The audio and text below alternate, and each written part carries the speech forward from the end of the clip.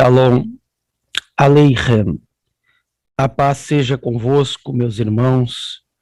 Aqui quem vos fala é o pastor Diogo Ros e este é o projeto EBD Online, uma iniciativa da Igreja Assembleia de Deus de Coxilha, onde visa alcançar todos os membros do nosso campo em Vila Lângaro, Arvinha, São Miguel do Parador, enfim, e também a você que talvez de outra cidade, de outra localidade, dos rincões do nosso país, podem ter acesso através da internet.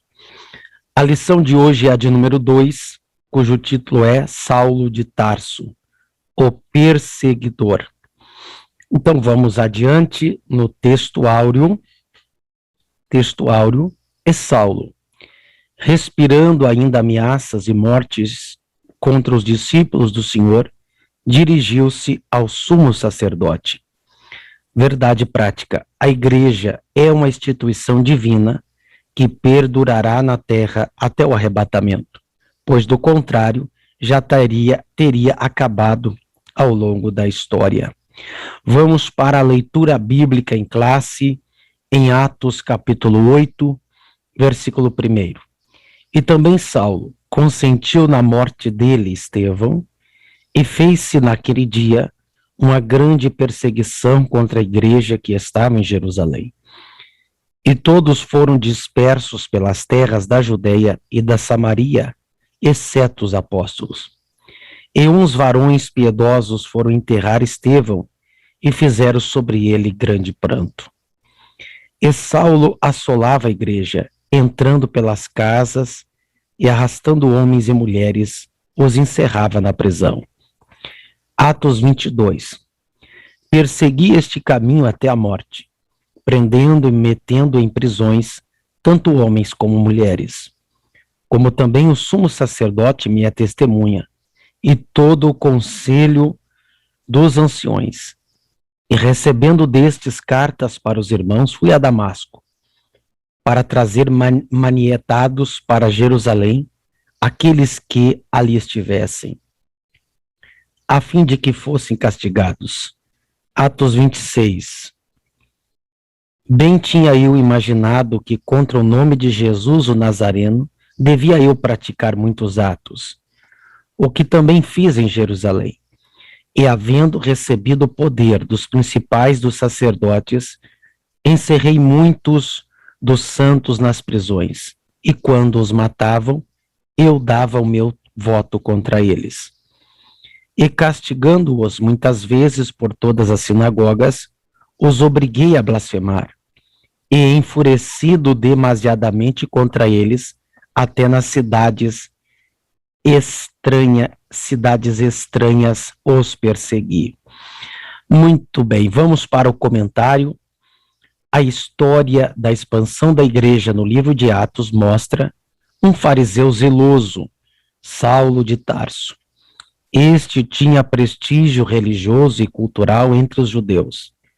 Por isso ele ganhou carta branca das autoridades religiosas para perseguir os seguidores de Jesus e assim tornar-se um implacável perseguidor da Igreja de Cristo do primeiro século. É o que estudaremos nesta lição.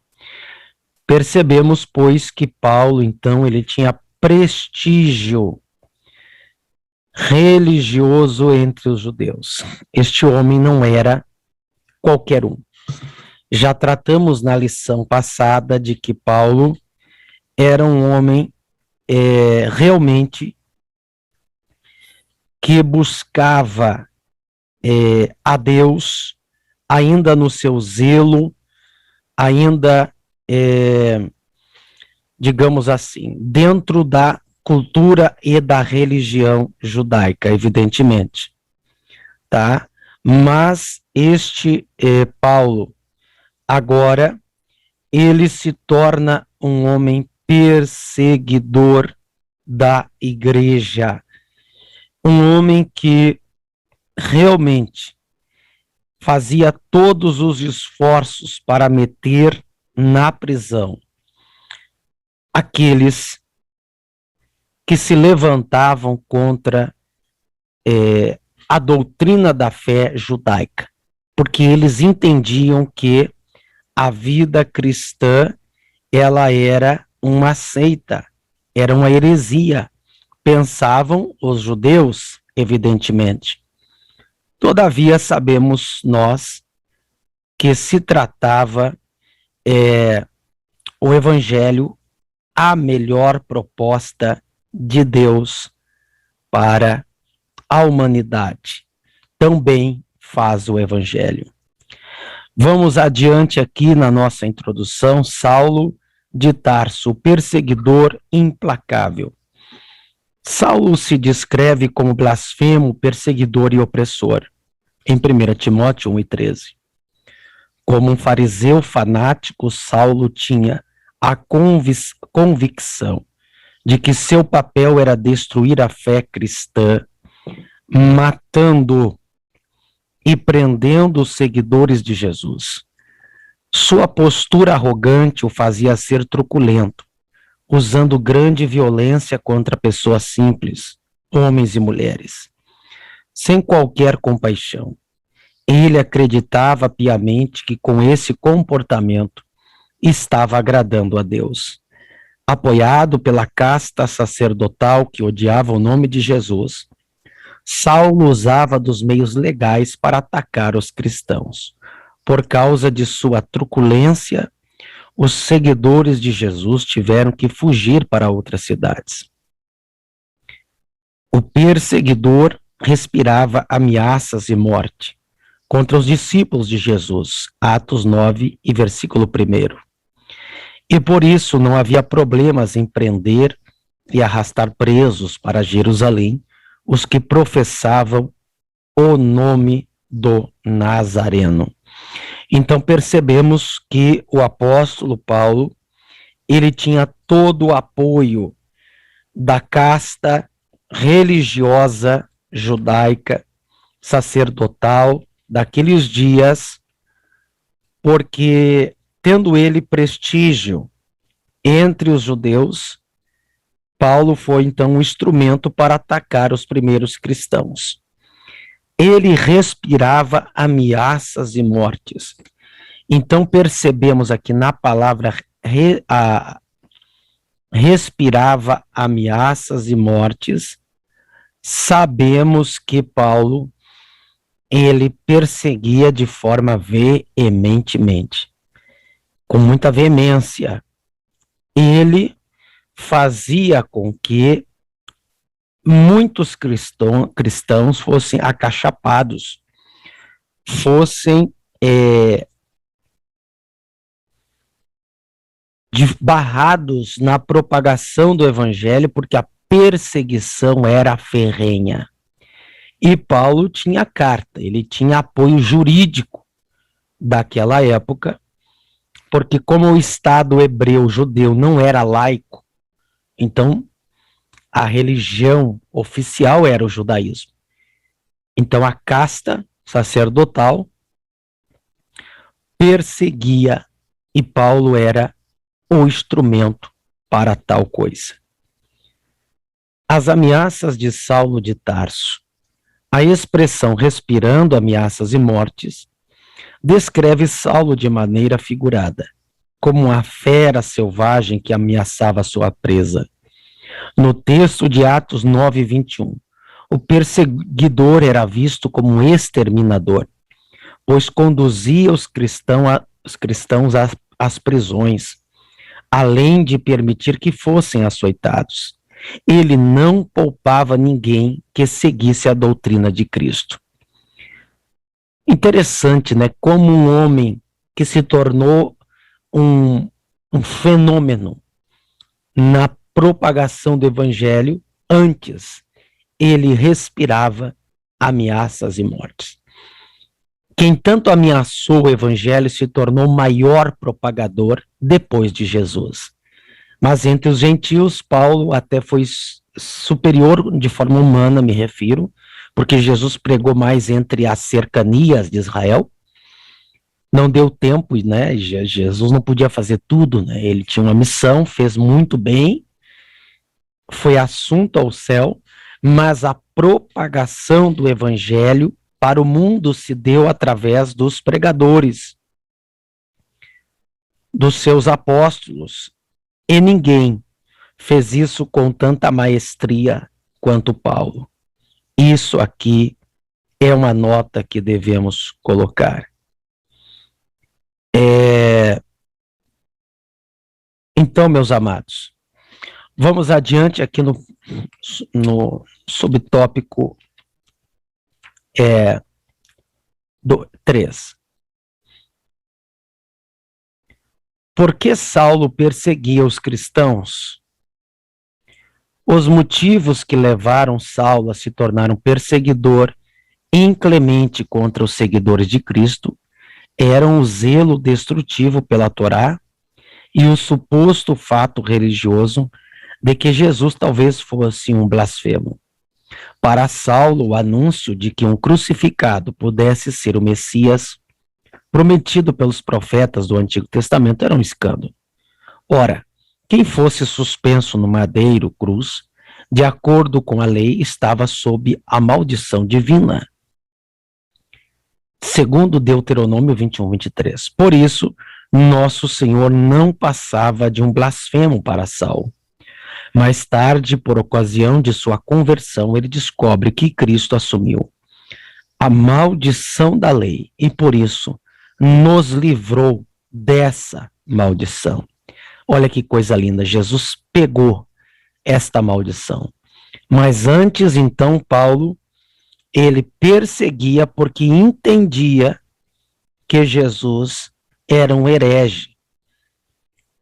Pensava Paulo. Sabemos claramente de que Jesus não era isto. Era, sim, um grande homem de Deus, um profeta e muito mais, um Mashiach, o Messias, ungido, o Cristo. Vamos adiante, a perseguição contra a Igreja de Cristo, contra os seguidores de Jesus. A perseguição de Saulo contra Jesus era uma perseguição contra a Igreja. O corpo de Cristo, uma instituição divina. Ao passo que ele respirava ameaças e morte contra os seguidores de Cristo, sua intenção era acabar de vez com a Igreja. Ao atacá-la, Saulo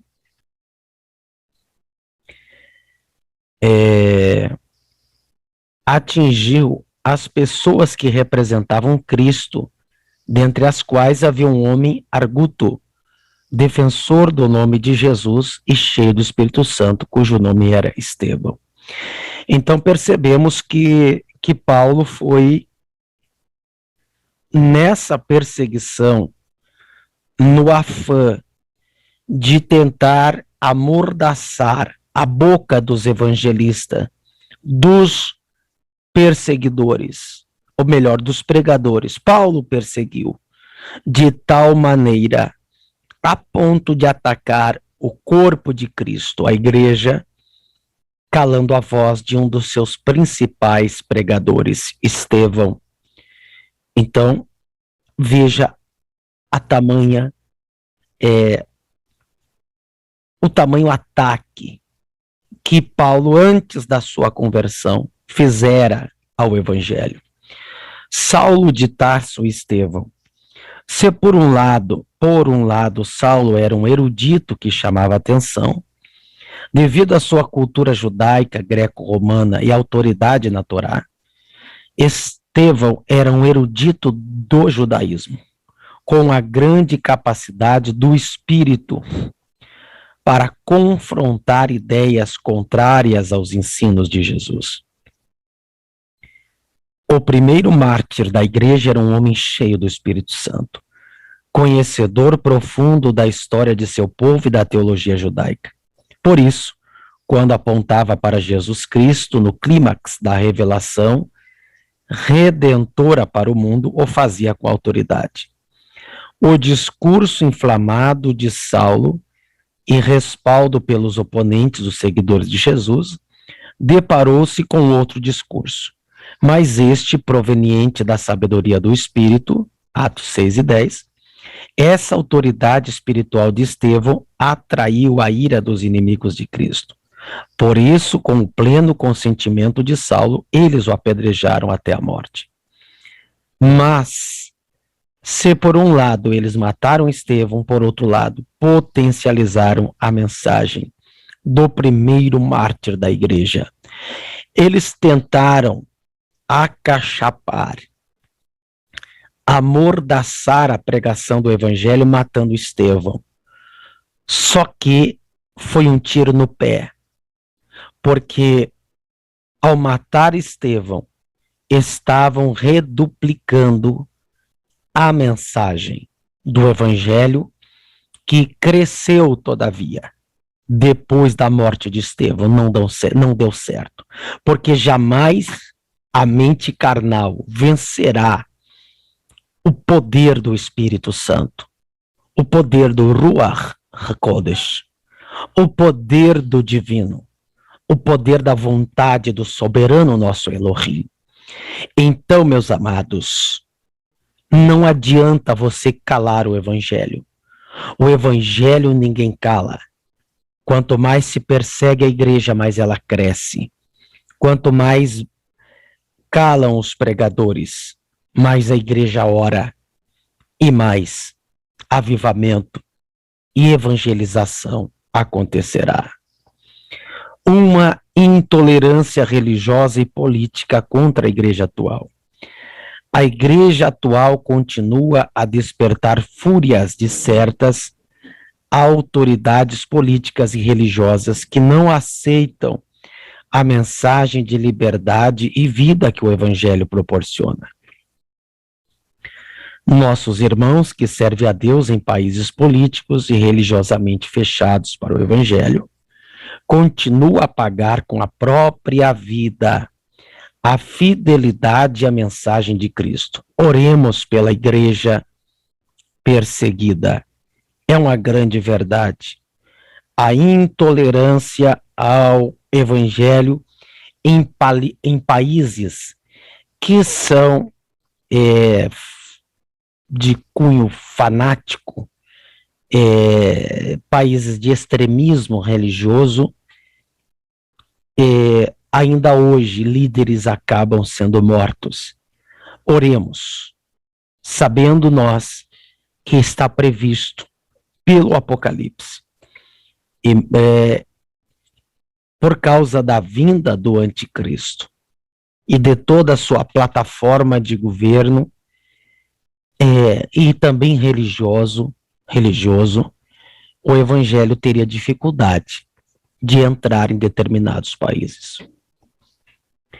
Quando um sistema se volta contra a igreja, como era a perseguição contra os primeiros discípulos, Saulo de Tarso liderou uma perseguição contínua e violenta. Ele prendia os primeiros cristãos, os primeiros cristãos, mandava açoitá-los e não havia escrúpulos, mesmo com mulheres e crianças. Olha que coisa impressionante. Olha, isso que eu chamo de conversão. Um homem capaz de fazer isso até com mulheres e crianças. Tornar-se o grande apóstolo Paulo. Para você ver o poder que tem o evangelho. Ele muda o bandido, ele muda o dependente químico, dependente alcoólico, ele muda o homem violento. O evangelho transforma a sociedade e transforma o ser humano. Sobremaneira perseguia a igreja de Deus e a devastava. Olha só, aquele que outrora devastava, tornar-se-ia o grande propagador do poderoso evangelho de Mashiach. Saulo entendia que praticar essas barbáries era defender a fé judaica. Então ele fazia isso com zelo. Na cabeça de Paulo, ele entendia que estava defendendo as doutrinas centrais do judaísmo que ele tanto acreditava, livrando os judeus dos hereges, exatamente nos moldes de que Jesus havia alertado os discípulos. Expulsar-vos-ão das sinagogas. Vem mesmo a hora em que qualquer que vos matar cuidará fazer um serviço a Deus. Jesus havia predito isso. Registrado está em João 16, versículo 2. Vamos ver aqui esse texto, queridos, porque esse texto eu quero compartilhar. Isso voltará a acontecer nos dias do anticristo, quando a religião do mesmo também perseguirá os cristãos, tá? Isso já está acontecendo e voltará a acontecer. Olha só como está escrito, aqui nós temos o grego, temos o hebraico. No hebraico está escrito, Ren yanadu etchem mitor hakahal ve'af higya azman asher kol horek etchem yachshov bilbo ki korban hu markeriv leelohim. Aqui nós temos a palavra korban, tá? Que é interessante. Cuidará fazer um serviço, um sacrifício, né? A Deus. Porque uma das traduções da korban, e quem conhece a korban sabe que é uma escola teológica, a qual fazemos parte por bondade divina, é a palavra sacrifício, né? A palavra pode ser traduzida por sacrifício. Aqui no grego nós temos a palavra aposinagogos, poiesusin romás, arretai, horá, rinatas, ro, apokiteinas, doxe, latreian, prosfetrein, tu, teo. Então, expulsar-vos-ão das sinagogas.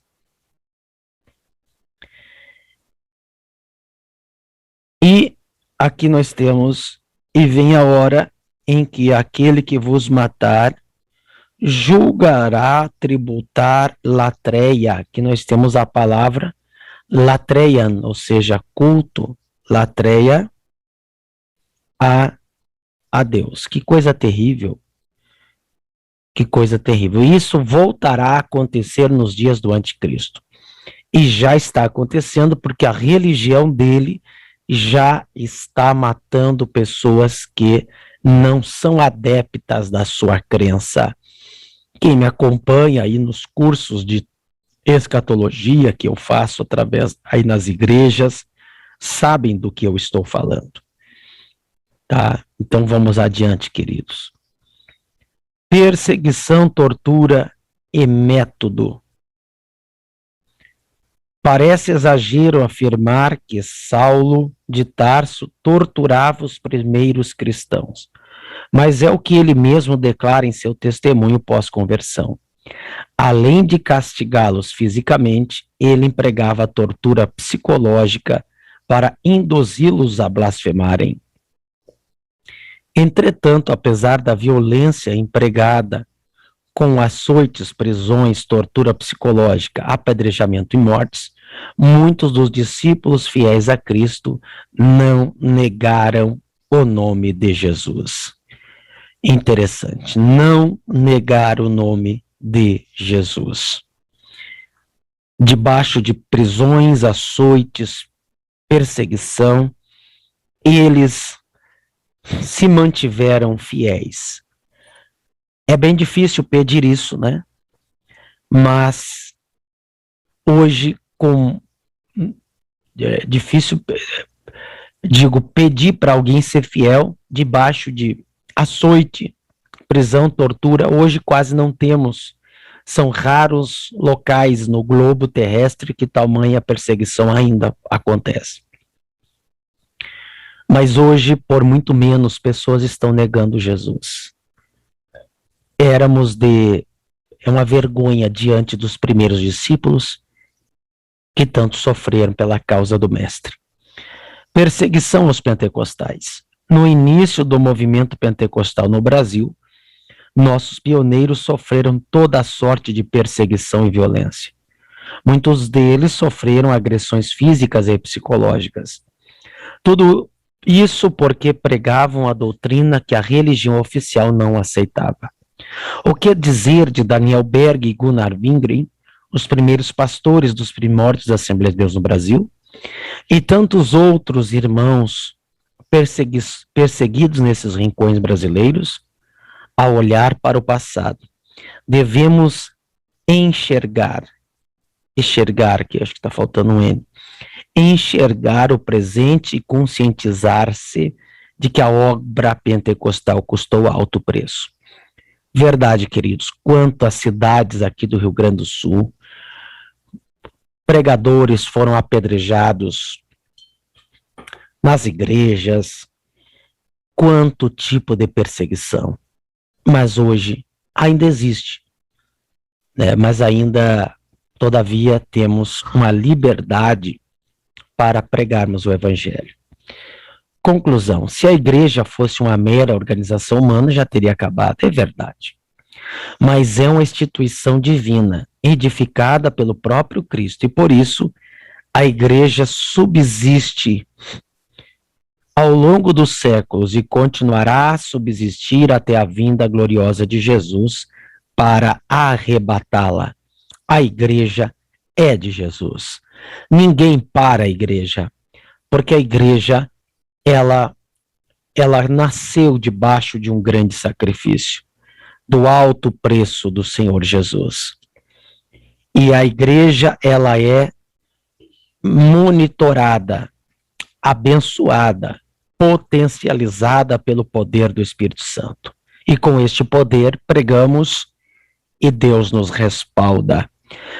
Procure responder a estas 5 perguntas que estão aqui na tela, responda no teu caderno, para que realmente você possa tirar proveito desta lição.